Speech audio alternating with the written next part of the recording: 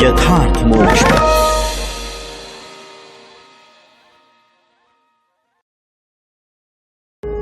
यथार्थ मोक्ष प्रस्तुत कर रहा है अतुल्य संपूर्ण महाभारत। श्री महाभारतम अर्घाभिहरण पर्व 36वां अध्याय। राजसूय यज्ञ में ब्राह्मणों तथा राजाओं का समागम। श्री नारद जी के द्वारा श्री कृष्ण महिमा का वर्णन और भीष्म जी की अनुमति से श्री कृष्ण की अग्र पूजा। वैशंपायन जी कहते हैं, जन्मेजय, तदनंतर अभिषेचनीय कर्म के दिन सत्कार के योग्य महर्षि गण और ब्राह्मण लोग राजाओं के साथ यज्ञ भवन में गए। महात्मा राजा युधिष्ठिर के उस यज्ञ भवन में राज ऋषियों के साथ बैठे हुए नारद आदि महर्षि उस समय ब्रह्मा जी की सभा में एकत्र हुए देवताओं और देव ऋषियों के समान सुशोभित हो रहे थे। बीच बीच में यज्ञ संबंधी एक एक कर्म से अवकाश पाकर अत्यंत प्रतिभाशाली विद्वान आपस में जल्प करते थे। यह इसी प्रकार होना चाहिए, नहीं ऐसे नहीं होना चाहिए, यह बात ऐसी ही है, ऐसी ही है, इससे भिन्न नहीं है। इस प्रकार कह कहकर बहुत से वितंडावादी द्विज वहां वाद विवाद करते थे। कुछ विद्वान शास्त्र निश्चित नाना प्रकार के तर्कों और युक्तियों से दुर्बल पक्षों को पुष्ट और पुष्ट पक्षों को दुर्बल सिद्ध कर देते थे। वहीं कुछ मेधावी पंडित जो दूसरों के कथन में दोष दिखाने के ही अभ्यासी थे, अन्य लोगों के कहे हुए अनुमान साधित विषय को उसी तरह बीच से ही लोक लेते थे, जैसे बाज मांस के लोथड़े को आकाश में ही एक दूसरे से छीन लेते हैं। उन्हीं में से कुछ लोग धर्म और अर्थ के निर्णय में अत्यंत निपुण थे, कोई महान व्रत का पालन करने वाले थे। इस प्रकार संपूर्ण भाष्य के विद्वानों में श्रेष्ठ वे महात्मा अच्छी कथाएं और शिक्षाप्रद बातें कहकर स्वयं भी सुखी होते और दूसरों को भी प्रसन्न करते थे। जैसे नक्षत्र मालाओं द्वारा मंडित विशाल आकाश मंडल की शोभा होती है, उसी प्रकार वेदज्ञ देव ऋषियों, ब्रह्म ऋषियों और महर्षियों से वह वेदी सुशोभित हो रही थी। राजन, युधिष्ठिर की यज्ञशाला के भीतर उस अंतर्वेदी के आसपास उस समय न तो कोई शूद्र था और न व्रतहीन द्विज ही। परम बुद्धिमान राजलक्ष्मी संपन्न धर्मराज युधिष्ठिर के उस धन वैभव और यज्ञ विधि को देखकर देवर्षि नारद को बड़ी प्रसन्नता हुई। जन्मेजय, उस समय वहां समस्त क्षत्रियों का सम्मेलन देखकर मुनिवर नारद जी सहसा चिंतित हो उठे। नरश्रेष्ठ, भगवान के संपूर्ण अंशों सहित अवतार लेने के संबंध में ब्रह्मलोक में पहले जो चर्चा हुई थी, वह प्राचीन घटना उन्हें याद आ गई। कुरुनंदन, नारद जी ने यह जानकर कि राजाओं के इस समुदाय के रूप में वास्तव में देवताओं का ही समागम हुआ है, मन ही मन कमल नयन भगवान श्री हरि का चिंतन किया। वे सोचने लगे, अहो, सर्वव्यापक देव शत्रु विनाशक वैरी नगरी विजयी साक्षात भगवान नारायण ने ही अपनी इस प्रतिज्ञा को पूर्ण करने के लिए क्षत्रिय कुल में अवतार ग्रहण किया है। पूर्व काल में संपूर्ण भूतों के उत्पादक साक्षात उन्हीं भगवान ने देवताओं को यह आदेश दिया था कि तुम लोग भूतल पर जन्म ग्रहण करके अपना अभीष्ट साधन करते हुए आपस में एक दूसरे को मारकर फिर देवलोक में आ जाओगे। कल्याण स्वरूप भूत भावन भगवान नारायण ने सब देवताओं को यह आज्ञा देने के पश्चात स्वयं भी यदुकुल में अवतार लिया। अंधक और वृषणियों के कुल में वंशधारियों में श्रेष्ठ वे ही भगवान इस पृथ्वी पर प्रकट हो अपनी सर्वोत्तम कांति से उसी प्रकार शोभायमान है जैसे नक्षत्रों में चंद्रमा सुशोभित होते हैं। इंद्र आदि संपूर्ण देवता जिनके बाहुबल की उपासना करते हैं, वे ही शत्रुमर्दन श्री हरि यहाँ मनुष्य के समान बैठे हैं। अहो, ये स्वयंभू महाविष्णु ऐसे बल संपन्न क्षत्रिय समुदाय को पुनः उच्छिन्न करना चाहते हैं। धर्मज्ञ नारद जी ने इसी पुरातन वृत्तांत का स्मरण किया और ये भगवान श्री कृष्ण ही समस्त यज्ञों के द्वारा आराधनीय सर्वेश्वर नारायण है, ऐसा समझकर वे धर्मवेत्ताओं में श्रेष्ठ परम बुद्धिमान देवर्षि मेधावी धर्मराज के उस महायज्ञ में बड़े आदर के साथ बैठे रहे। जन्मेजय तत्पश्चात भीष्म जी ने धर्मराज युधिष्ठिर से कहा, भरत कुलभूषण युधिष्ठिर, अब तुम यहाँ पधारे हुए राजाओं का यथा योग्य सत्कार करो। आचार्य, ऋत्विज, संबंधी, स्नातक, प्रिय मित्र तथा राजा, इन छहों को अर्घ्य देकर पूजने योग्य बताया गया है।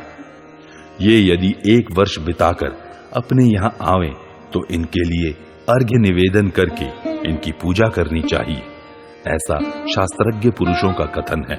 ये सभी नरेश हमारे यहाँ सुदीर्घ काल के पश्चात पधारे हैं, इसलिए राजन तुम बारी बारी से इन सब के लिए अर्घ्य दो और इन सब में जो श्रेष्ठ एवं शक्तिशाली हो उसको सबसे पहले अर्घ्य समर्पित करो। युधिष्ठिर ने पूछा, कुरुनंदन पितामह, इन समागत नरेशों में किस एक को सबसे पहले अर्घ्य निवेदन करना आप उचित समझते हैं, ये मुझे बताइए। वैशंपायन जी कहते हैं, तब महापराक्रमी शांतनु नंदन भीष्म ने अपनी बुद्धि से निश्चय करके भगवान श्री कृष्ण को ही भूमंडल में सबसे अधिक पूजनीय माना। भीष्म ने कहा, कुंती नंदन, ये भगवान श्री कृष्ण इन सब राजाओं के बीच में अपने तेज, बल और पराक्रम से उसी प्रकार देदीप्यमान हो रहे हैं जैसे ग्रह नक्षत्रों में भुवन भास्कर भगवान सूर्य, अंधकार पूर्ण स्थान जैसे सूर्य का उदय होने पर ज्योति से जगमग हो उठता है और वायुहीन स्थान जैसे वायु के संचार से सजीव सा हो जाता है, उसी प्रकार भगवान श्री कृष्ण के द्वारा हमारी यह सभा आह्लादित और प्रकाशित हो रही है, अतः ये ही अग्र पूजा के योग्य है। भीष्म जी की आज्ञा मिल जाने पर प्रतापी सहदेव ने वृषणी कुलभूषण भगवान श्री कृष्ण को विधि पूर्वक उत्तम अर्घ्य निवेदन किया। श्री कृष्ण ने शास्त्रीय विधि के अनुसार वह अर्घ्य स्वीकार किया। वसुदेव नंदन भगवान श्री हरि की वह पूजा राजा शिशुपाल नहीं सह सका। महाबली चेदीराज भरी सभा में भीष्म और धर्मराज युधिष्ठिर को उलाहना देकर भगवान वासुदेव पर आक्षेप करने लगा। इस प्रकार श्री महाभारत सभा पर्व के अंतर्गत अर्घाभिहरण पर्व में श्री कृष्ण को अर्घ्यदान विषयक 36वां अध्याय पूरा हुआ।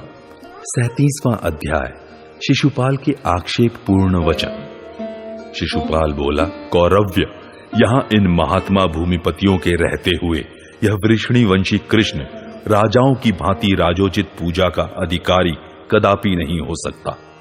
महात्मा पांडवों के लिए यह विपरीत आचार कभी उचित नहीं है। पांडु कुमार, तुमने स्वार्थवश कमल नयन श्री कृष्ण का पूजन किया है। पांडवों, अभी तुम लोग बालक हो, तुम्हें धर्म का पता नहीं है, क्योंकि धर्म का स्वरूप अत्यंत सूक्ष्म है।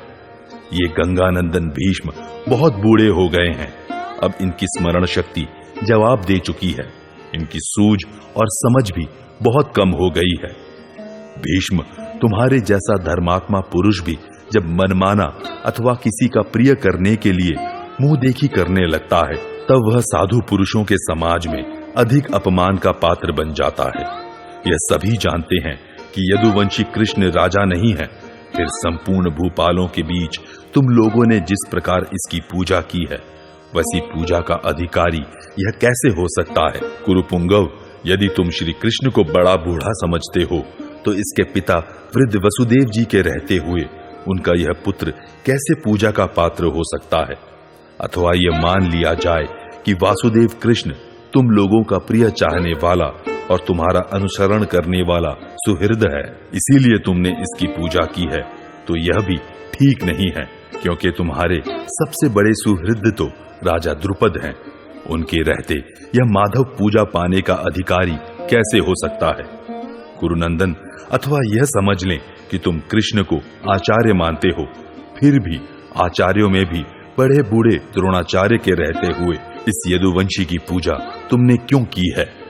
कुरुकुल को आनंदित करने वाले युधिष्ठिर, यदि यह कहा जाए कि तुम कृष्ण को अपना ऋत्विज समझते हो, तो ऋत्विजों में भी सबसे वृद्ध द्वैपायन वेद व्यास के रहते हुए तुमने कृष्ण की अग्र पूजा कैसे की? राजन, शांतनु नंदन भीष्म पुरुष शिरोमणि तथा स्वच्छंद मृत्यु हैं। इनके रहते तुमने कृष्ण की अर्चना कैसे की? कुरुनंदन युधिष्ठिर, संपूर्ण शास्त्रों के निपुण विद्वान वीर अश्वत्थामा के रहते हुए तुमने कृष्ण की पूजा कैसे कर डाली? पुरुष प्रवर राजाधिराज दुर्योधन और भरतवंश के आचार्य महात्मा कृप के रहते हुए तुमने कृष्ण की पूजा का औचित्य कैसे स्वीकार किया? तुमने किम पुरुषों के आचार्य द्रुम का उल्लंघन करके कृष्ण की अग्र पूजा क्यों की? पांडु के समान दुर्धर्ष वीर तथा राजोचित शुभ लक्षणों से संपन्न भीष्मक, राजा रुक्मी और उसी प्रकार श्रेष्ठ धनुर्धर एकलव्य तथा मद्रराज शल्य के रहते हुए तुम्हारे द्वारा कृष्ण की पूजा किस दृष्टि से की गई? भारत, ये जो अपने बल के द्वारा सब राजाओं से होड़ लेते हैं, विप्रवर परशुराम के प्रिय शिष्य हैं तथा जिन्होंने अपने बल का भरोसा करके युद्ध में अनेक राजाओं को परास्त किया है, उन महाबली कर्ण को छोड़कर तुमने कृष्ण की आराधना कैसे की? कुरुश्रेष्ठ, मधुसूदन कृष्ण न ऋत्विज हैं, न आचार्य हैं और न राजा ही हैं। फिर तुमने किस प्रिय कामना से इसकी पूजा की है? भारत, यदि यह मधुसूदन ही तुम लोगों का पूजनीय देवता है, इसलिए इसकी ही पूजा तुम्हें करनी थी, तो इन राजाओं को केवल अपमानित करने के लिए बुलाने की क्या आवश्यकता थी? राजाओं, हम सब लोग इन महात्मा कुंती नंदन युधिष्ठिर को जो कर दे रहे हैं, वह भय, लोभ अथवा कोई विशेष आश्वासन मिलने के कारण नहीं। हमने तो यही समझा था कि यह धर्माचरण में संलग्न रहने वाला क्षत्रिय सम्राट का पद पाना चाहता है, तो अच्छा ही है, यही सोचकर हम उसे कर देते हैं। परंतु यह राजा युधिष्ठिर हम लोगों को नहीं मानता है। युधिष्ठिर, इससे बढ़कर दूसरा अपमान और क्या हो सकता है कि तुमने राजाओं की सभा में, जिसे राजोचित चिन्ह छत्र चवर आदि प्राप्त नहीं हुआ है, उस कृष्ण की अर्घ्य के द्वारा पूजा की है। धर्मपुत्र युधिष्ठिर को अकस्मात ही धर्मात्मा होने का यश प्राप्त हो गया है, अन्यथा कौन ऐसा धर्मनिष्ठ पुरुष होगा जो किसी धर्मच्युत की इस प्रकार पूजा करेगा? वृष्णि कुल में पैदा हुए इस दुरात्मा ने तो कुछ ही दिन पहले महात्मा राजा जरासंध का अन्यायपूर्वक वध किया है। आज युधिष्ठिर का धर्मात्मापन दूर निकल गया, क्योंकि इन्होंने कृष्ण को अर्घ्य निवेदन करके अपनी कायरता ही दिखाई है। माधव, कुंती के पुत्र डरपोक, कायर और तपस्वी हैं। इन्होंने तुम्हें ठीक ठीक न जानकर यदि तुम्हारी पूजा कर दी, तो तुम्हें तो समझना चाहिए था कि तुम किस पूजा के अधिकारी हो। अथवा जनार्दन, इन कायरों द्वारा उपस्थित की हुई इस अग्र पूजा को उसके योग्य न होते हुए भी तुमने क्यों स्वीकार कर लिया? जैसे कुत्ता एकांत में चूकर गिरे हुए थोड़े से हविष्य को चाट ले और अपने को धन्य धन्य मानने लगे, उसी प्रकार तुम अपने लिए अयोग्य पूजा स्वीकार करके अपने आप को बहुत बड़ा मान रहे हो। कृष्ण, तुम्हारे इस अग्र पूजा से हम राजाधिराजों का कोई अपमान नहीं होता, परंतु ये कुरुवंशी पांडव तुम्हें अर्घ्य देकर वास्तव में तुम ही को ठग रहे हैं। मधुसूदन, जैसे नपुंसक का ब्याह रचाना और अंधे को रूप दिखाना उनका उपहास ही करना है, उसी प्रकार तुम जैसे राज्यहीन की यह राजाओं के समान पूजा भी विडंबना मात्र ही है। आज मैंने राजा युधिष्ठिर को देख लिया, भीष्म भी जैसे हैं उनको भी देख लिया, और इस वासुदेव कृष्ण का भी वास्तविक रूप क्या है यह भी देख लिया। वास्तव में ये सब ऐसे ही हैं। उनसे ऐसा कहकर शिशुपाल अपने उत्तम आसन से उठकर कुछ राजाओं के साथ उस सभा भवन से जाने को उद्यत हो गया। इस प्रकार श्री महाभारत सभा पर्व के अंतर्गत अर्घाभिहरण पर्व में शिशुपाल का क्रोध विषयक 37वां अध्याय पूरा हुआ। 38वां अध्याय युधिष्ठिर का शिशुपाल को समझाना और भीष्म जी का उसके आक्षेपों का उत्तर देना। वैशंपायन जी कहते हैं, जन्मेजय, तब राजा युधिष्ठिर शिशुपाल के समीप दौड़े गए और उसे शांतिपूर्वक समझाते हुए मधुर वाणी में बोले, राजन, तुमने जैसी बात कह डाली है वह कदापि उचित नहीं है। किसी के प्रति इस प्रकार व्यर्थ कठोर बातें कहना महान अधर्म है। शांतनु नंदन भीष्म जी धर्म के तत्वों को न जानते हो ऐसी बात नहीं है, अतः तुम इनका अनादर न करो। देखो, ये सभी नरेश, जिनमें से कई तो तुम्हारी अपेक्षा बहुत बड़ी अवस्था के हैं, श्री कृष्ण की अग्र पूजा को चुपचाप सहन कर रहे हैं। इसी प्रकार तुम्हें भी इस विषय में कुछ नहीं बोलना चाहिए। चेदीराज, भगवान श्री कृष्ण को यथार्थ रूप से हमारे पितामह भीष्म जी ही जानते हैं। कुरुनंदन भीष्म जी को उनके तत्व का जैसा ज्ञान है वैसा तुम्हें नहीं है। भीष्म जी ने कहा, धर्मराज, भगवान श्री कृष्ण ही संपूर्ण जगत में सबसे बढ़कर हैं। वे ही परम पूजनीय हैं। जो उनकी अग्र पूजा स्वीकार नहीं करता है उसकी अनुनय विनय नहीं करनी चाहिए। वह सांत्वना देने या समझाने बुझाने के योग्य भी नहीं है। जो योद्धाओं में श्रेष्ठ क्षत्रिय, जिसे युद्ध में जीतकर अपने वश में करके छोड़ देता है, वह उस पराजित क्षत्रिय के लिए गुरुतुल्य पूज्य ही हो जाता है। राजाओं के इस समुदाय में एक भी भूपाल ऐसा नहीं दिखाई देता जो युद्ध में देवकी नंदन श्री कृष्ण के तेज से परास्त न हो चुका हो। महाबाहु श्री कृष्ण केवल हमारे लिए ही परम पूजनीय हो ऐसी बात नहीं है। ये तो तीनों लोगों के पूजनीय है। श्री कृष्ण के द्वारा संग्राम में अनेक क्षत्रिय शिरोमणि परास्त हुए हैं। यह संपूर्ण जगत ऋषि कुलभूषण भगवान श्री कृष्ण में ही पूर्ण रूप से प्रतिष्ठित है। इसीलिए हम दूसरे वृद्ध पुरुषों के होते हुए भी श्री कृष्ण की ही पूजा करते हैं, दूसरों की नहीं। राजन, तुम्हें श्री कृष्ण के प्रति वैसी बातें मुंह से नहीं निकालनी चाहिए थी। उनके प्रति तुम्हें ऐसी बुद्धि नहीं रखनी चाहिए। मैंने बहुत से ज्ञान वृद्ध महात्माओं का संग किया है। अपने यहाँ पधारे हुए उन संतों के मुख से अनंत गुणशाली भगवान श्री कृष्ण के असंख्य बहुसम्मत गुणों का वर्णन सुना है। जन्म काल से लेकर अब तक इन बुद्धिमान श्री कृष्ण के जो जो चरित्र बहुधा बहुतेरे मनुष्यों द्वारा कहे गए हैं, उन सबको मैंने बार बार सुना है। चेदीराज, हम लोग किसी कामना से अपना संबंधी मानकर अथवा इन्होंने हमारा किसी प्रकार का उपकार किया है, इस दृष्टि से श्री कृष्ण की पूजा नहीं कर रहे हैं। हमारी दृष्टि तो यह है कि इस भूमंडल के सभी प्राणियों को सुख पहुंचाने वाले हैं और बड़े बड़े संत महात्माओं ने इनकी पूजा की है। हम इनके यश, शौर्य और विजय को भली भांति जानकर इनकी पूजा कर रहे हैं। यहाँ बैठे हुए लोगों में से कोई छोटा सा बालक भी ऐसा नहीं है जिसके गुणों की हम लोगों ने पूर्णतः परीक्षा न की हो। श्री कृष्ण के गुणों को ही दृष्टि में रखते हुए हमने वयोवृद्ध पुरुषों का उल्लंघन करके इनको ही परम पूजनीय माना है। ब्राह्मणों में वही पूजनीय समझा जाता है जो ज्ञान में बड़ा हो, तथा क्षत्रियों में वही पूजा के योग्य होता है जो बल में सबसे अधिक हो। वैश्यों में वही सर्वमान्य है जो धन धान्य में बढ़कर हो। केवल शूद्रों में ही जन्म काल को ध्यान में रखकर जो अवस्था में बड़ा हो उसको पूजनीय माना जाता है। श्री कृष्ण के परम पूजनीय होने में दोनों ही कारण विद्यमान हैं। इनमें वेद वेदांगों का ज्ञान तो है ही, बल भी सबसे अधिक है। श्री कृष्ण के सिवा संसार के मनुष्यों में दूसरा कौन सबसे बढ़कर है? दान, दक्षता, शास्त्र ज्ञान, शौर्य, लज्जा, कीर्ति, उत्तम बुद्धि, विनय, श्री, धृति, तुष्टि और पुष्टि, ये सभी सद्गुण भगवान श्री कृष्ण में नित्य विद्यमान हैं। जो अर्घ्य पाने के सर्वथा योग्य और पूजनीय है, उन सकल गुण संपन्न श्रेष्ठ पिता और गुरु भगवान श्री कृष्ण की हम लोगों ने पूजा की है। अतः सब राजा लोग इसके लिए हमें क्षमा करें। श्री कृष्ण हमारे ऋत्विक, गुरु, आचार्य, स्नातक, राजा और प्रिय मित्र सब कुछ हैं। इसीलिए हमने इनकी अग्र पूजा की है। भगवान श्री कृष्ण ही संपूर्ण जगत की उत्पत्ति और प्रलय के स्थान है। यह सारा चराचर विश्व इन्हीं के लिए प्रकट हुआ है।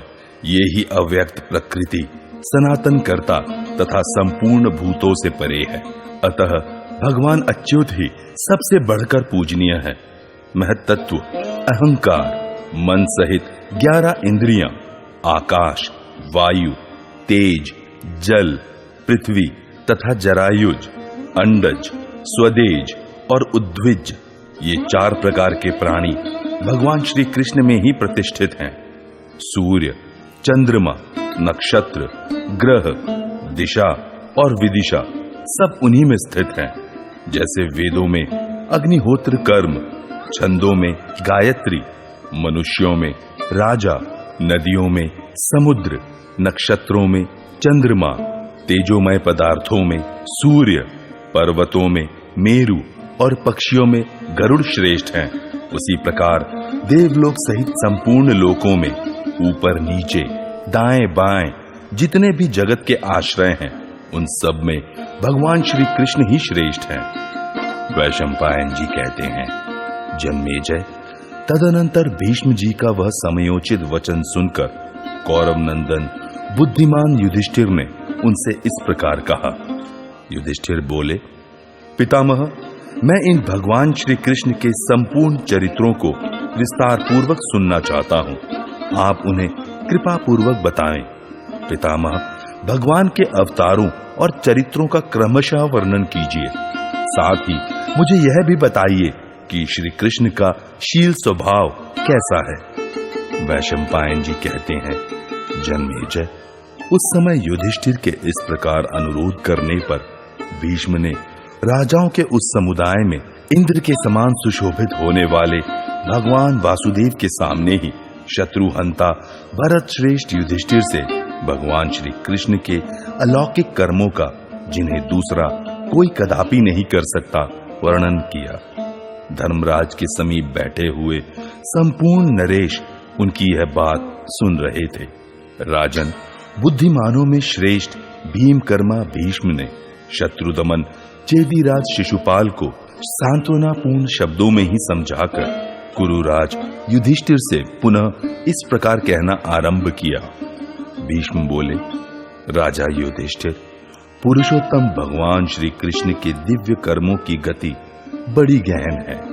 उन्होंने पूर्व काल में और इस समय भी जो महान कर्म किए हैं, उन्हें बताता हूं, सुनो। ये सर्वशक्तिमान भगवान अव्यक्त होते हुए भी व्यक्त स्वरूप धारण करके स्थित है। पूर्व काल में ये भगवान श्री कृष्ण ही नारायण रूप में स्थित थे। ये ही स्वयंभू एवं संपूर्ण जगत के प्रपितामह हैं।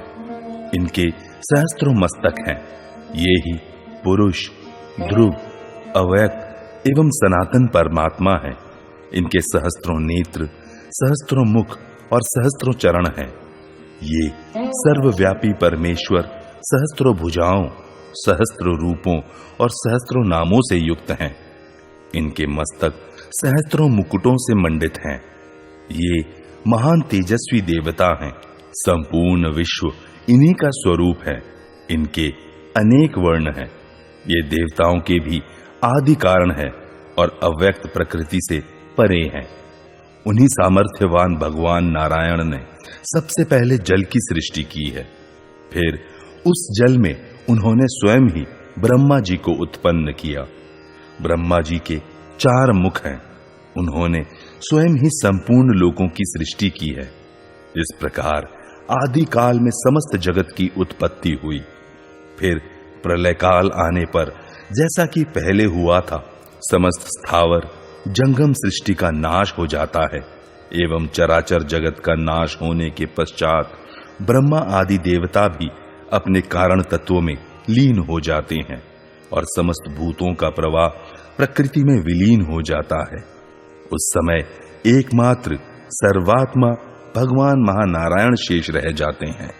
भरत नंदन, भगवान नारायण के सब अंग सर्वदेवमय है।